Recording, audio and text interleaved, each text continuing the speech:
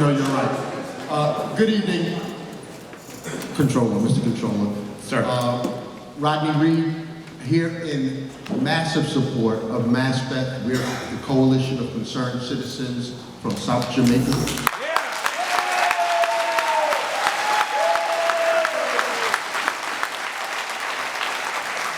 You already know, Mr. Controller, that South Jamaica, Queens has been inundated with at least 8 to 10 shelters of various sizes, all throughout the community, inundated around the community. It's more like 12, 13, but I'm being modest. If you are the fiscal oversight entity for the city, and this is a two-part question, how is it possible that we can pay $5,000 per room for someone that is homeless and can't pay $1,000, $2,000 a month for the person to be housed? It just doesn't make fiscal sense. Yeah, baby.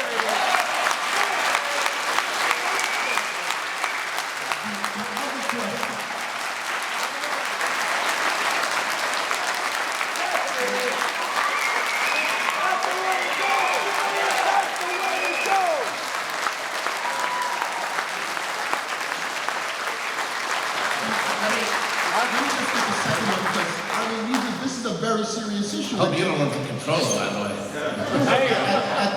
And after paying those monies, where is the impact study that our communities can see as it relates to the additional teachers that'll be required, the additional sanitation that'll be required? Where are these impact studies?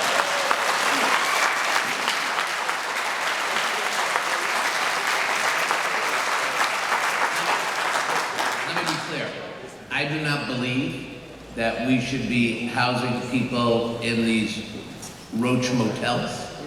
I don't think we should be paying $3,000, $4,000, $7,000 to these cluster sites that provide zero services, and they're basically slumlords who are bilking the taxpayers in the system.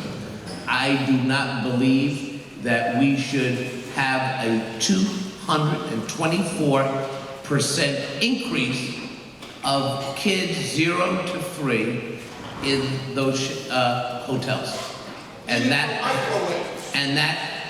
has to stop. Now, let's get specific and what's wrong and identify some of the solutions. We do have to go back to community-based planning, and we do have to have a transparent process. If we're spending $1.9 billion on services, then we have to see if we're being successful. And there's no shame.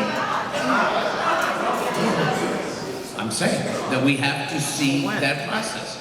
I want to see a different system in place, a different way to measure whether we're having an impact. The truth is, the administration was very slow to recognize that we were having a homeless crisis. When we pointed out the repair process, they were slow and they went in. So I don't disagree with anything you've said. Well, how do we get there? How do we get there from the Comptroller's office with a direct relationship to the administration?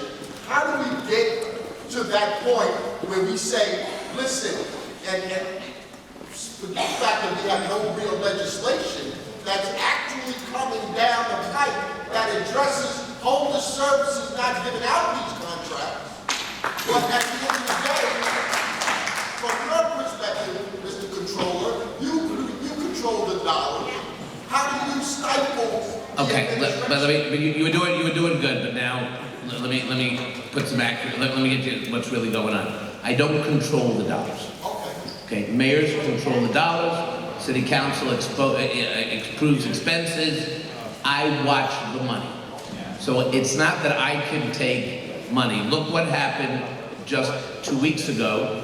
We're about to have the anniversary of Sandy, right? And now we find that the city administration moved $500 million in the middle of the night because there was a cost overrun $400 million with Sandy. So it's not as clear cut.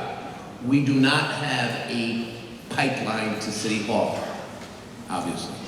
What we have is the power of audit investigation, the power to subpoena, and I have used that to the best of my ability. we are here tonight, or I'm here tonight, to tell you that I do want to continue this conversation. But I'm also here to tell you that we do have a crisis that is not going to go away anytime soon. It's going to get a lot worse, and we have to start thinking about how we're going to help the people who are on the streets, and how every community, now hear me, every community has to do their part, but every community has a right to information. Every community has a right to know exactly what is going on. And that is why I wanted to come here tonight to have that direct discussion.